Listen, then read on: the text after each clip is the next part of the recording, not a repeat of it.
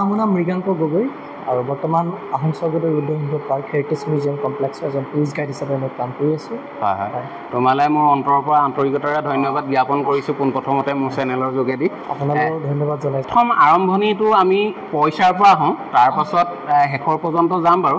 এতিয়া পইচা মানে কাহিনীটো ইয়াত বিভিন্ন ধৰণৰ পইচা আছে আৰু আমি সদ্যহতে অসমীয়াত কথা এটা কওঁ, আমাৰ অসমৰ অসমীয়া হিচাপে মানে হাতত ফুটা কৰি এটাও নাই। সেই ফুটা কৰিটো বৰ্তমান মানে আজিকালি দেখিবলৈ পোৱা নগৈছে আৰু এনে যদি কাৰোবাক ক'বলৈ যাওঁ যে আছে নি, ডাইৰেক্ট বুকু ডাঠ কৰি ক'ব নোৱাৰে যে আমাৰ ঘৰতে আছে, তেনেকৈ ক'ব নোৱাৰে। কিন্তু আজি সেই বস্তুটোৰ ওপৰত চাম, মানে ফুটা কৰি পৰা আৰম্ভ কৰোঁ আহক।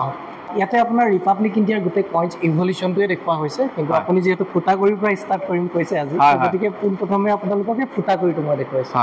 আৰু ফুটাকৰিটো এটা লোৱেষ্ট ভেলু একচুৱেলি, এইটো 64টা লগ লাগিলে 1 ৰুপি, 1 পাই 64 পাই কিন্তু 1 ৰুপি হয়। কিন্তু ফুটাকৰিটো আপোনাৰ 1947ত কৰিছিলে, কিন্তু 1947টো আমাৰ যদিও ৰিপাব্লিক ইণ্ডিয়াৰ কইন্স হয়, ব্ৰিটিছৰ ছিষ্টেমতে কাম চলি আছিলে। কাৰণ 1947টো আমাৰ ইণ্ডিয়াৰ মেচিন নাছিলে, ব্ৰিটিছৰ ছিষ্টেমতে কাম চলি, সেইকাৰণে এই কইন্সবোৰ জৰ্জ 6ৰ দিনৰ কইন্স আমি ক'ব পাৰোঁ। তো ডেট ৱাইজ মিণ্ট ৱাইজ চিৰিয়েলকৈ গোটেই কইন্সখিনি ইয়াত ৰাখিছে। আৰু আপোনালোকে হয়তো জানে যে আমাৰ ইণ্ডিয়া গভৰ্ণমেণ্টে কইন্সটো 4 ঠাইতে মিণ্ট কৰে, permanent mint. Bombay, Kolkata, Noida and Hyderabad, largest আপোনাৰ কলকাতাত কৰে। তো আপোনালোকে কেনেকৈ গম পাব? কলকাতা মিণ্টটোত আপোনাৰ চনটোৰ লগত একো চিম্বল নাথাকে, আৰু বম্বেত যদি চাই চনটোৰ লগত এটা ডট থাকে, হায়দৰাবাদত তেনেকৈ এটা 1 ষ্টাৰ থাকে, আৰু নয়ডাটোত আপোনালোকলৈ এৰি দিব। বৰ্তমান ইয়াত যিমানখিনি বৰ্তমান পইচা আছে, এনেই ধৰি লওক ক'ৰ পৰা সংগ্ৰহ কৰা হৈছে? এনে এইখিনি লোকেল কালেকশ্যন, আৰু এইখিনি কৰিছে আফতাৰ হুছেইন বুলি এজনে, তেখেতৰ নামত কৰা হৈছে মুদ্ৰা সংগ্ৰহালয়। তেখেত শিৱসাগৰে হয়। তলাতল ঘৰটো আমি ইয়াতে ৰাখিছোঁ যাতে এজন টুৰিষ্টক আমি ইণ্টাৰনেশ্যনেল হওক ডমেষ্টিক হওক, ইয়াৰ পৰাই আটক ধুনীয়াকৈ আমি তেখেতক তলাতল ঘৰটো বা আমাৰ ৰংপুৰ নগৰৰ মনুমেণ্টছৰ ওপৰত সম্যক কিবা ধাৰণা দিব পাৰোঁ, সেই ব্যৱস্থাটো কৰা হৈছে।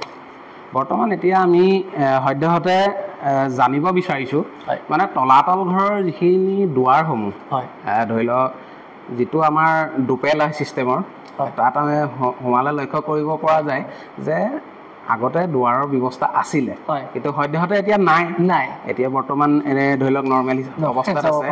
আৰু তালৈ যিসকল তলাতল ঘৰলৈ যায়, তাত লক্ষ্য কৰিলে দেখিব আৰু সেই তাৰ একে আকৃতিলৈ তলাতল ঘৰ নিৰ্মাণ কৰা হৈছে।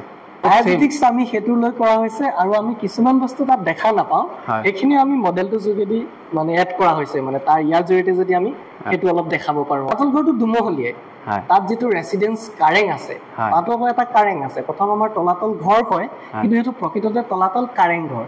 তাত এটা কাৰেং আছে যিটো ৰজাৰ ৰেচিডেঞ্চ আছিলে, সেইটোহে 7 ষ্ট্ৰীট বিল্ডিং, বাকীবোৰ চব দুমহলীয়া। আমি ওপৰলৈ লক্ষ্য কৰিলে দেখিবলৈ পোৱা যায় কিছুমান গাঁত মানে এনেকৈ চিৰিয়েলকৈ আছে, আপুনি নিশ্চয় গৈ লক্ষ্য কৰিছে। তাত অকল 7 মহলীয়া আপোনাৰ মই সেইটোহে ৰজাৰ ৰেচিডেঞ্চ। মানে তাত এনেই ধৰি লওক চালি আছিলে, ওপৰত আছিলে চালি আছিলে, এইটো তাত ইয়াত দেখুওৱা হৈছে। আপোনালোকে তলাতল ঘৰ গ'লে এই বস্তু ওপৰত নেদেখিব, তাত দেখা নাপাব, চাকটো পাব। বৰ্তমান আছিলে কিন্তু এতিয়া নাই। তাৰ প্ৰমাণ আছে, তাৰ প্ৰমাণ কি আপোনাৰ ৰাউণ্ড চাকখনত শাল গছৰ খুঁটাৰ চিম্বল আছে। শুৱনি কথাৰ পৰা আহোঁ, শুৱনি কথাৰ ফালৰ পৰা যদি আহোঁ, আমি লাষ্টৰ ফালৰ পৰা আহিব লাগিব। এইটো আপোনাৰ তলাতল ঘৰৰ ৰজাৰ মই ক'লো যে ৰজাৰ কাৰেংটো, এইটোৱে কাৰেংটো, এইটোহে 7 মহলীয়া, বাকী চব দুমহলীয়া। মানে ইয়াৰ পৰাই আপোনাৰ 2টা টানেলৰ কথা কয় যে, আমাৰ দিখৰিভা যায় 3 কিলোমিটাৰ আৰু গড়গাঁও ৰাজকাৰেং গৈছিলে 16 কিলোমিটাৰ। এই টানেলটো খালি আপোনাৰ ব্ৰিটিছ প্ৰশাসনে ব্ৰিটিছৰ সময়ছোৱাত বন্ধ কৰি দিছিলে, আৰু এতিয়া সেইটো কিতাপৰ মাজতে সীমাবদ্ধ আছে। মানে আমাৰ তলাতল ঘৰৰ পৰা গড়গাঁৱলৈ সুবিধাৰ্থে ধৰি লওক গুহাও নিৰ্মাণ কৰা হৈছে, মানে একদম চিক্ৰেট টানেলৰ ধৰক চাডেন এটেক হ'লে ৰজাটো পলাই যাব লাগিব। এতিয়া বৰ্তমান অৱস্থাত বন্ধ হৈ আছে বৰ্তমান, কিন্তু ডকুমেণ্টে এইটো বন্ধ মানে এইটো ব্ৰিটিছ প্ৰশাসনে ব্ৰিটিছৰ সময়ছোৱাতে বন্ধ কৰি দিলে। এতিয়া একদম কিতাপৰ মাজতে সীমাবদ্ধ আছে। এতিয়া আৰু আমি বেলেগ এখোজলৈ আগবাঢ়োঁ। হাতীহুৰীয়া, ধৰি লওক হাতীখুজীয়া, হাতীমূৰীয়া থকাৰ কাৰণে কয়। এতিয়া এইটো কি নামকৰণ হৈছে? হাতীলৈ বুলি কয় আপোনাৰ। হাতীলৈটো মানে আপুনি আহোমৰ প্ৰশাসনিক ব্যৱস্থাটো যদি চাই প্ৰায় 4-5টামান ভাগত ভাগ কৰিছিলে। মেইন আমাৰ পদাতিকখিনি আছিলে, আমাৰ এইটো পদাতিক খোজকাঢ়ি যিখিনি ফাইট কৰিবলৈ যাব, তো আমাৰ চিহাবুদ্দিন তালিছে অসমৰ এটা টোকালিখোতে লিখিছে, আহোমৰ বোলে এজন পদাতিক সৈন্যই মোগলৰ 10জনক পৰাস্ত কৰিব পাৰিছিল। Oh my God, মানে এইটো আচৰিত আৰু ভাবিলে। তাৰপিছতে নেভি মানে ৱাটাৰ গান বুলি মানে পানী হিলৈ বুলি কয়, সেইবোৰ নাওত যাতে লৈ যায়, নেভিটো পাছত। তাৰপিছত আপোনাৰ হাতী ঘোঁৰা, এইটো হাত হিলৈ বুলি কয়, এই ঘোঁৰাত যাতে লগত লৈ যাব লাগিব ইয়াত। আমাৰ কয় যে খাৰ ঘঁহিয়ে খাৰ বনায়, হিলৈ দাঁৰিয়ে ফায়াৰিং কৰে, হিলৈ দাঁৰিয়ে টিঙিৰি মাৰি ফুটাই বুলি কয়। টিঙিৰি তোলা মানে সেই কথা ক'ব পাৰি আহিছে ন। এতিয়া আমি হিলৈ গুলিলে আহোঁ। এইখিনি আকৌ আপোনাৰ তলাতল ঘৰৰ ফ্ৰণ্টত যিটো ডাঙৰ বৰটোপ আছে, তাত বোলে 500 মান একেলগে সোমাই গৈছিলে আপোনাৰ। হয় নেকি? গ্ৰেনাইট কৰিছিলে, আইৰণ কৰিছিলে।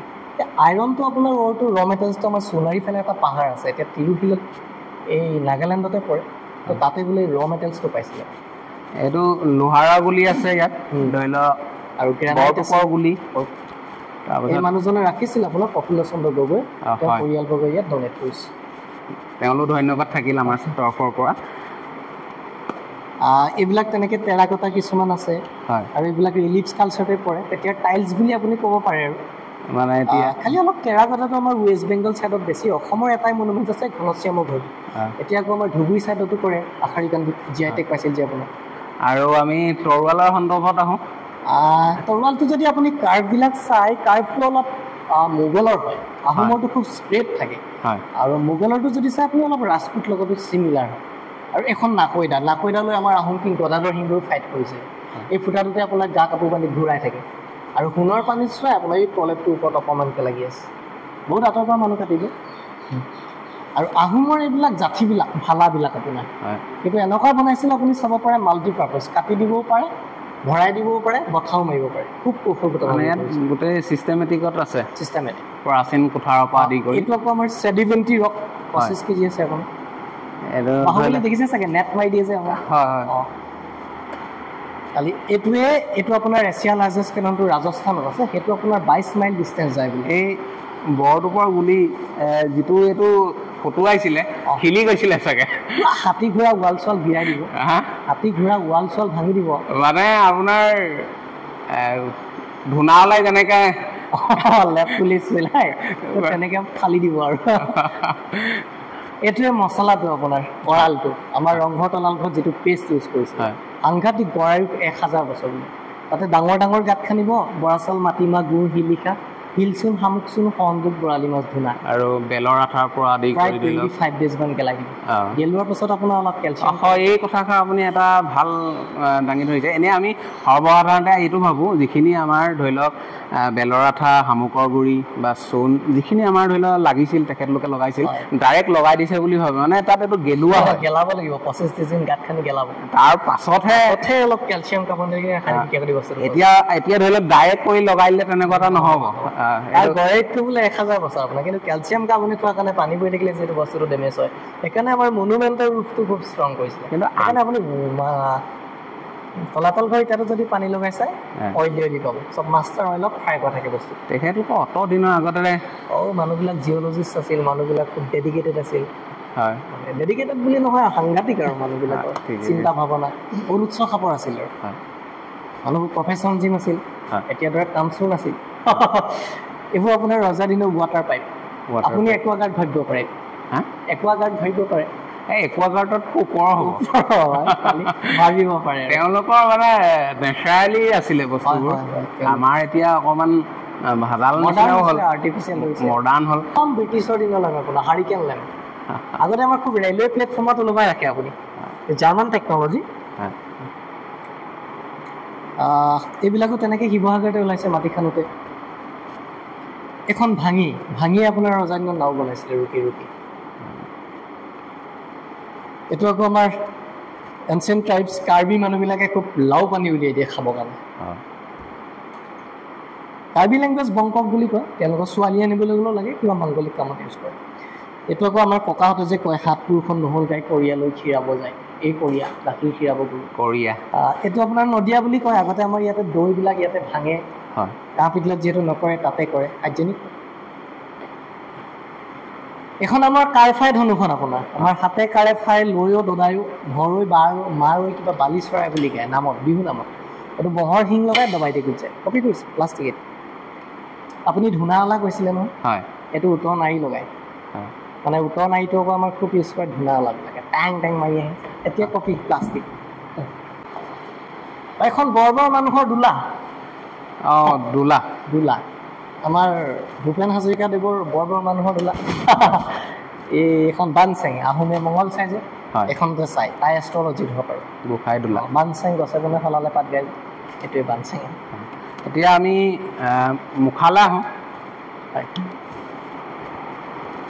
মুখাটো আমাৰ যিহেতু পৰম্পৰাগত এটা নিৰ্মাণ শৈলীত কৰা হয় সেই সম্পূৰ্ণ প্ৰচেছটো আপোনাৰ ইয়াত দেখুওৱা হৈছে হয় 3 বছৰ প্ৰথমে 3-4 বছৰীয়া জাতিবা কাটি আনিব কাটি আনি যাৰ কেৰেক্টাৰটো যিমান ডাঙৰ হ'ব বাহিৰে বনাই ল'ব তাৰপিছত ইয়াতে এটা কটন কাপোৰৰ প্ৰলেপ দি দিছে আপুনি তাৰ ওপৰতে কাউডাং প্লেটো ৰ'দত শুকুৱাই পেইণ্ট কৰি দিছে খালি এতিয়া কটনৰ সলনি আপোনাৰ প্লাষ্টাৰৰ পিচ দি দিয়ে তেতিয়া অলপ লং লাষ্টিং হয় আৰু এই বগাডাল কুহিলা কয় আগতে আমাৰ খুব বৰশী কুঙা লগায় নাকটো চেপ দিয়ে আৰু নাপায় কাৰণে এতিয়া থাৰ্মকল দি দিয়ে বেছি এইখেতে কৰিছিলে শিৱসাগৰ আৰ্টিষ্ট সুজিত বৰুৱা হয় আৰু এখেতৰ গুৰুজনে এবাৰ আপোনাৰ পদ্মশ্ৰী পাইছিল ৰেৱকান্ত মহন্ত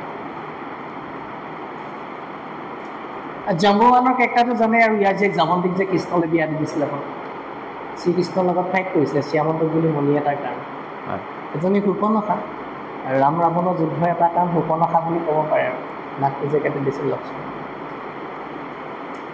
গতিকে এইখিনি কৰি আছে সম্পূৰ্ণ হোৱা নাই মাইথলজিটো অলপ দেখাইছে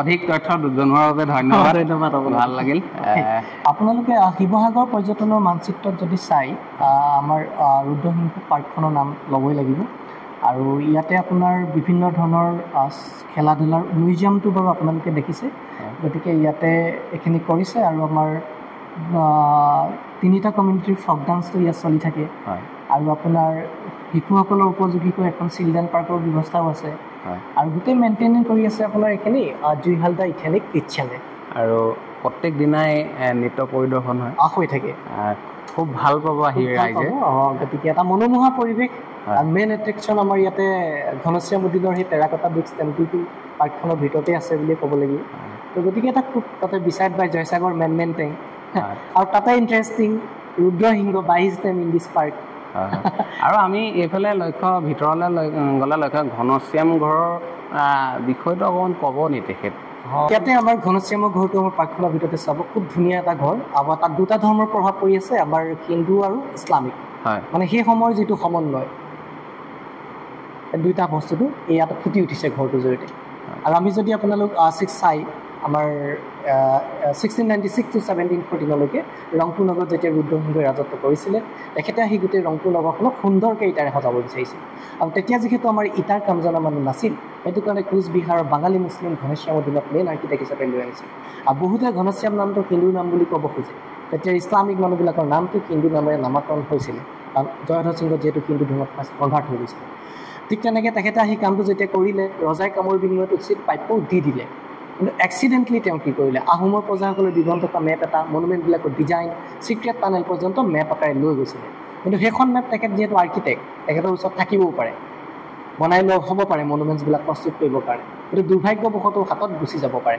কিন্তু ৰজাই সন্দেহে কৰিলে যে তুমি মেপটো মোগলক দি আহোমৰ কিবা বিঘিনি ঘটাব চেষ্টা কৰিছা আৰু সেইটো সন্দেহতে তেখেতক বন্দী কৰিছিলে যদিও এডৱাৰ্ড গেটে হিষ্ট্ৰী অফ আছামত মাৰি পেলালে বুলি লিখিছে আমি যদি চাওঁ 600 বছৰ ৰাজত্ব এটা ডাইনেষ্টি দিবে নিবে মিলিবে মিলাবে যিটো মন্ত্ৰৰে কাম কৰিছিলে চবকে লগত লৈ এটা মানে এছিমিলেশ্যন প্ৰচেছত সমন্বয় আট্টাছ মাৰি একৰাছ কৰা যিটো কৌশল প্ৰয়োগ কৰিছিলে গতিকে তাৰ পৰা ক'ব পাৰি তেখেতক হাউচেছে কৰিছিলে গতিকে মাৰি পেলোৱা নাছিলে কাৰণ অপৰাধটো বৰ বিশেষ ডাঙৰ অপৰাধ নাছিলে মই কৈছোঁৱে তেখেত যিহেতু দুৰ্ভাগ্যবশতও যাব পাৰে আৰ্কিটেক্ট যিহেতু আছিলে মেপখন তেওঁৰ হাতত থাকিবও পাৰে কিন্তু তেখেতে সেইটো কোৱাৰ কাৰণে ৰজাই সন্দেহ কৰিলে তুমি মেপটো মোগলক দি আহোমৰ কিবা বিঘিনি ঘটাব চেষ্টা কৰিছা এইটো সন্দেহত তাত যিটো সৰু ঘৰ দেখা পায় আপোনালোকে তাত হাউচেছ কৰি ৰাখিলে নজৰবন্দী কৰিলে আৰু বন্দিত্ব সময়ত তেখেত কি কৰিব তেওঁতো যাবগৈ নোৱাৰে সেই মাজত যিটো ঘৰ দেখিব সেইটো তেখেতে বনাই আছিলে তেখেতৰ আপুনি আত্মজীৱনী বুলি ক'ব পাৰে বহুতে ক'ব খোজে সেইটো নাতি গোসাঁই দৌল বহুতে ক'ব খোজে ঘনশ্যামৰ ঘৰ বহুতে ক'ব খোজে ঘনশ্যামৰ মন্দিৰ আমি যদি গোটেই দিশবিলাক চাওঁ সেইটো এটা তেখেতৰ আত্মজীৱনী